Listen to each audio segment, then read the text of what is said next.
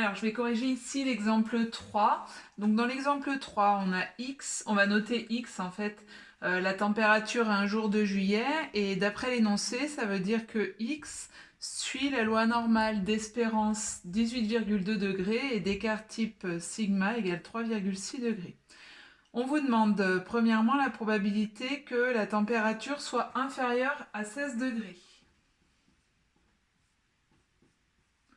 Donc on commence toujours en probabilité par traduire l'énoncé sous forme mathématique. Donc c'est-à-dire qu'ici, on cherche P de x inférieur à 16.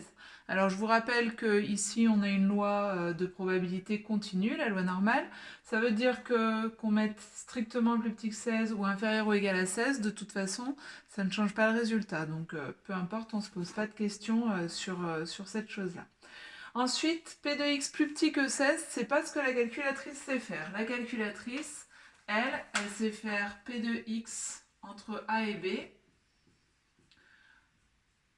avec le NCD.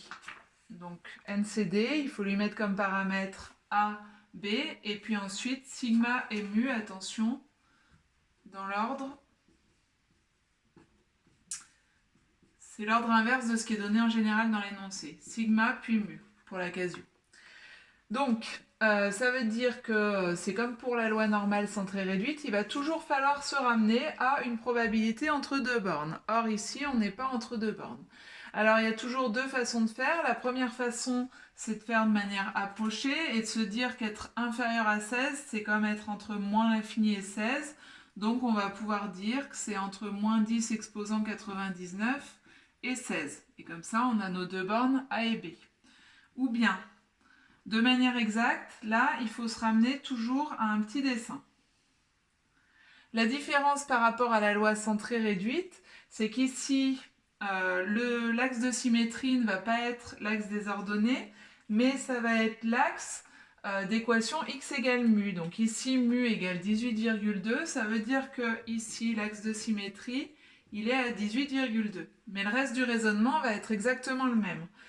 P de x plus petit que 16, je place 16 en faisant attention par rapport au 18,2, le 16 il est là.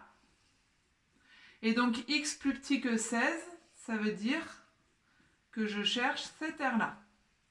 Cette aire-là, je vais la décomposer. Elle est égale à moins de la moitié de l'aire sous la courbe. Ça veut dire qu'on peut la décomposer comme étant la moitié de l'aire sous la courbe, c'est-à-dire toute cette aire-là, moins ce bout-là. Le bout qui est entre 16 et 18,2. Donc on va pouvoir écrire que c'est 0,5, la moitié de l'aire sous la courbe, moins la probabilité d'être entre 16 et 18,2. Et cette probabilité-là, on sait la calculer avec le NCD de la calculatrice. Donc à la calculatrice, soit vous tapez NCD de moins 10 exposant 99,16,3,6,18,2, soit de manière plus exacte, et notamment pour ceux qui iront dans le supérieur faire des maths l'an prochain, vous tapez 0,5 moins NCD de 16, 18,2, et puis ensuite vos paramètres 3,6, 18,2. Et vous obtenez le résultat arrondi à 10 moins 3, 0,271.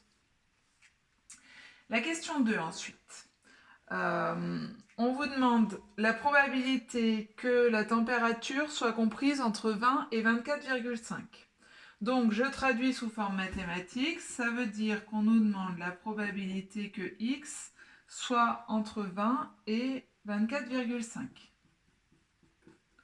La probabilité que x soit entre 20 et 24,5, celle-là, la calculatrice le trouve directement avec le NCD et on obtient à 10-3 près 0,268.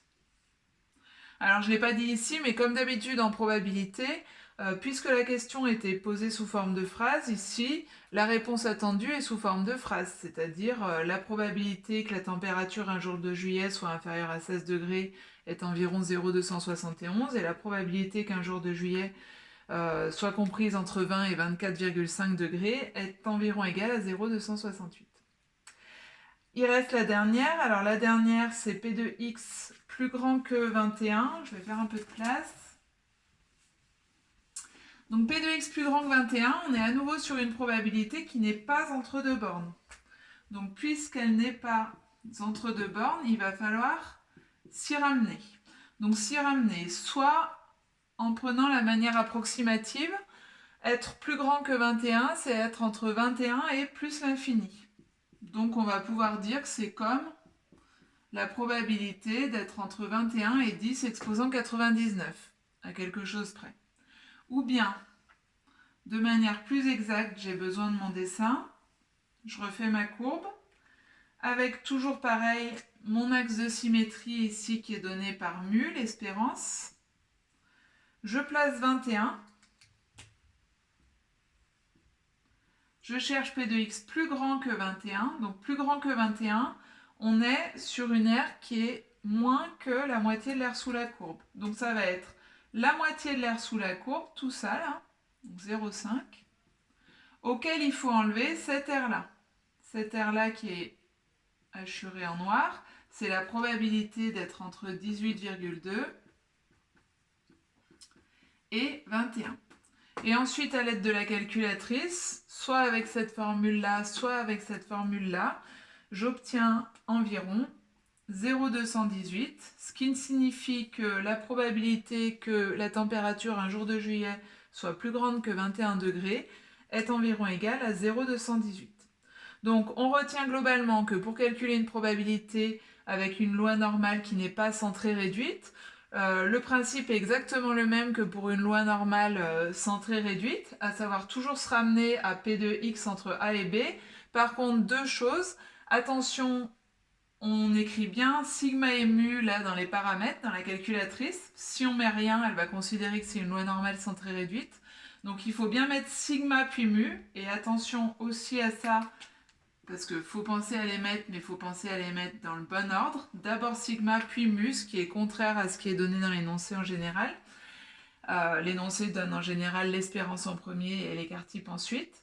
Et puis, deuxième chose qui change par rapport à la loi normale centrée réduite, quand vous faites votre petit dessin, vous mettez bien non pas l'axe des ordonnées ici comme axe de symétrie, mais votre espérance mu comme axe de symétrie.